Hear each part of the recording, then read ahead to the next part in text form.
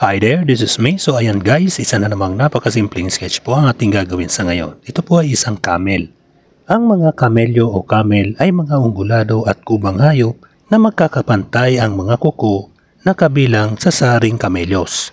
May isang kabukutan o bukol sa likod ang mga kamelyong Arabo o dromedaryo, habang dalawa naman ang mga kabukutan sa likod ng mga Bactrianong kamelyo. Katutubo ang mga ito sa tuyong desyerto ng kanlurang Asya at ng gitnang silangang Asya. Sa hanay na pangkasarian ng mga kamel, tinatawag na kamelyo ang mga lalaki, samantalang kamelya naman ang mga babae. Isa sa mga kamanghamanghang uri ng hayop ang mga kamelyo o camel. Kaya nito na maglakbay sa desyerto ng ilang araw na hindi umiinom ng tubig.